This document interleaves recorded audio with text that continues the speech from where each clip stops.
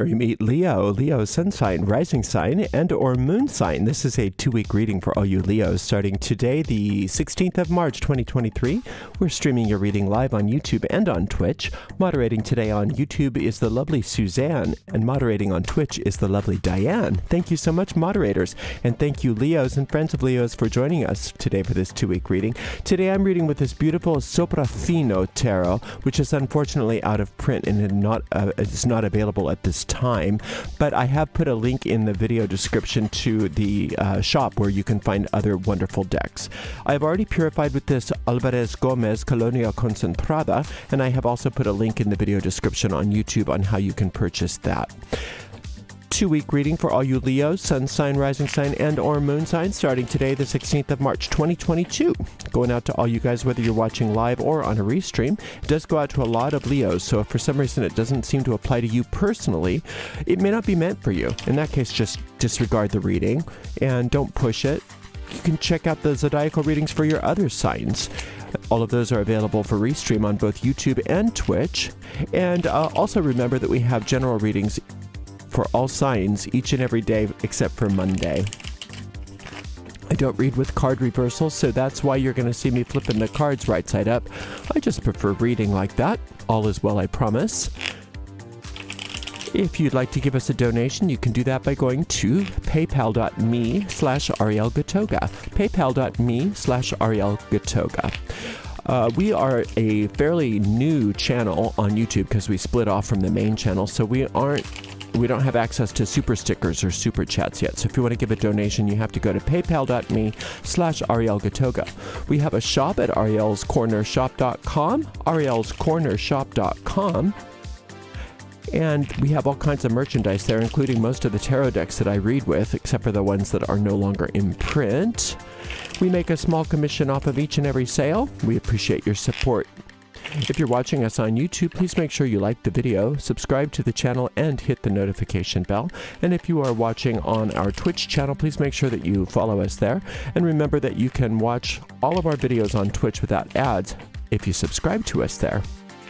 All right, Leos, I've got one more shuffle I think should do it. I've been shuffling quite a lot.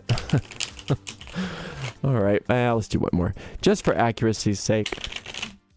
I'm going to give this one nice clean cut, and then we'll see what's in the cards for the next 2 weeks for all of you gorgeous, beautiful, fabulous, and wonderful Leos.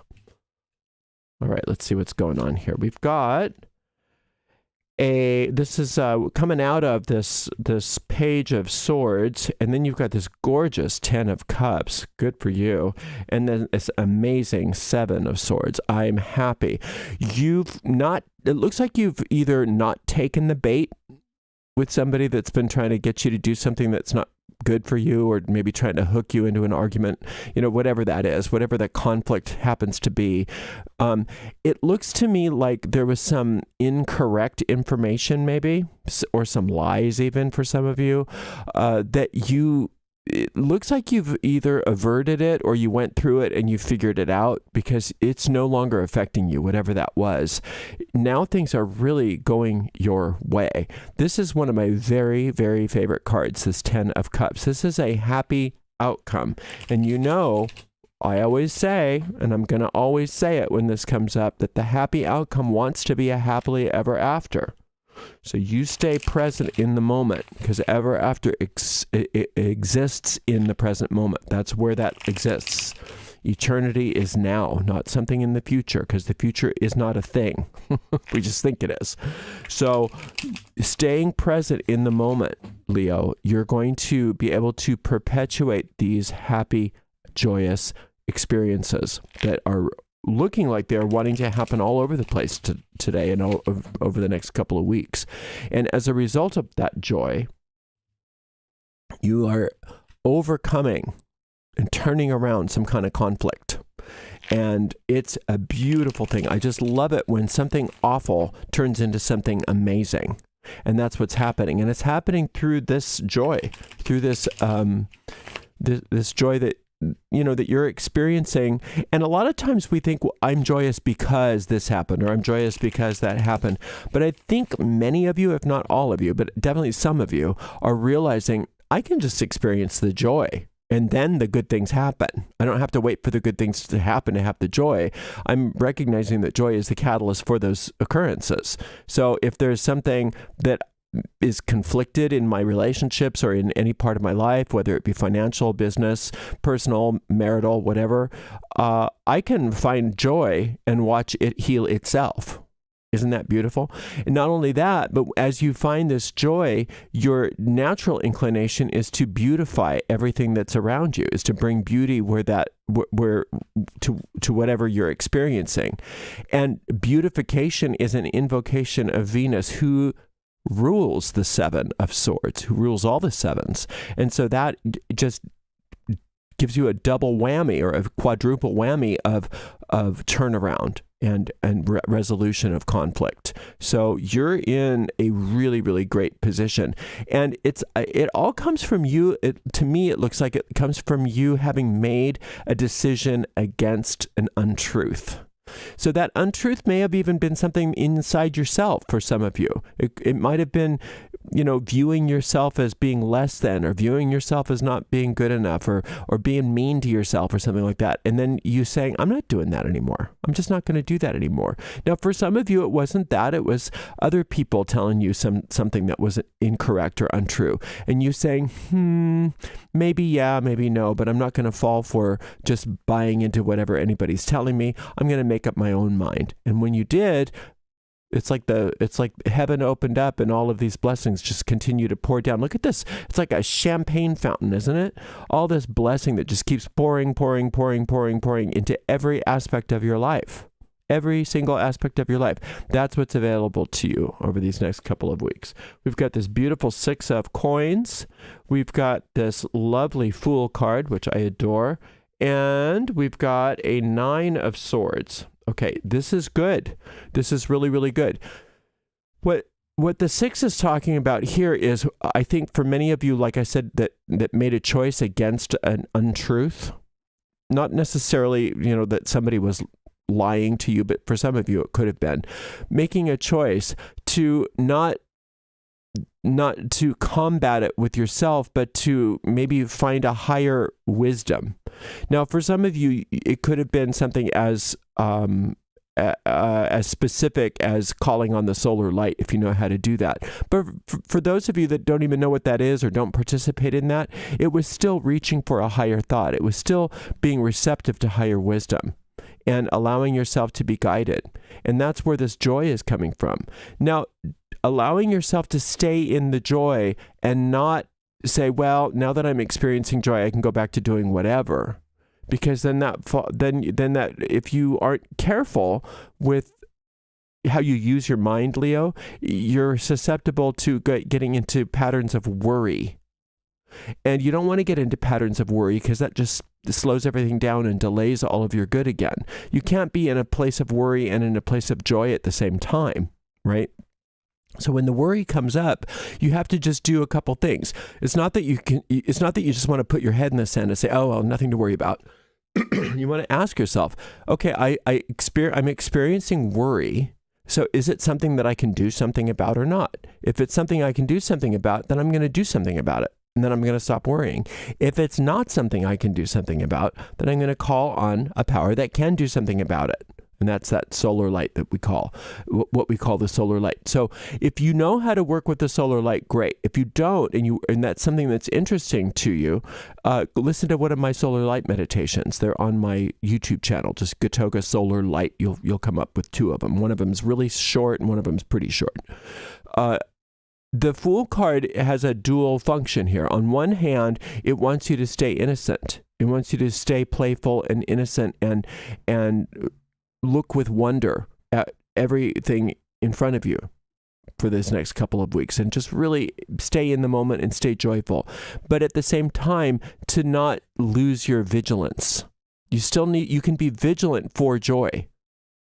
And when you're vigilant for joy, the second worry comes into your experience, you know how to handle it rather than just succumbing to it. Now, I think there's so many sort of stopgaps for some reason, so you must have been doing something right. Because even if you do succumb to the worry, it looks like it's not going to last long because you're going to turn it right around. So, but if you're really vigilant about it, you'll notice it right away, and you won't even entertain that worry for any longer than it takes to analyze it. And remind yourself that a lot of times people go to the serenity prayer when all else fails. But if you start with the serenity prayer, then you're in a great place. And it goes, God, grant me the serenity to accept the things I cannot change, the courage to change the things I can, and the wisdom to know the difference. So, if you can't change something, calling on that solar light to change it for you, to take care of all the things, to do for you what you can't do for yourself. The things that you can change, you're just going to get busy and take care of them. And knowing the difference is being able to ascertain whether the fool is being careless or whether the fool is having a time of innocence. Because carelessness is the way that the ego views innocence. The ego views innocence as just making a lot of mistakes and not taking responsibility for them. The soul views the fool or innocence as your natural state of being, and that which is always protected and always open and receptive to divine guidance, so that you're never in trouble. So there's two different ways to view the fool. One is from the point of view of the ego, and the other is from the point of view of your soul. And you want to always be in the point of view of your soul. You want to always come from that soul energy. And when the ego crops up, it's not something that people really misunderstand. They think that the ego is some sort of evil force or something out there. It's not. It's just a habit. It's just a habit of thinking. And when you start thinking habitually about all of the ego thoughts, like, oh, shouldn't I be worried? Or isn't everything horrible? Or aren't they bad? Or aren't I bad? Or how can I separate myself from infinite good? Those are habits of thought that when you notice them, you can just change your mind. That's all. You don't fight against it. You don't try to, quote, kill the ego. There's nothing to kill. The ego doesn't exist. It's just a habit of thinking. It's a thought system. So when that thought system is questioned, and that thought system is questioned, and you make a decision for joy rather than for worry, then that thought system no longer has any control over you, and you just go about and you watch the manifestations of your thinking really change.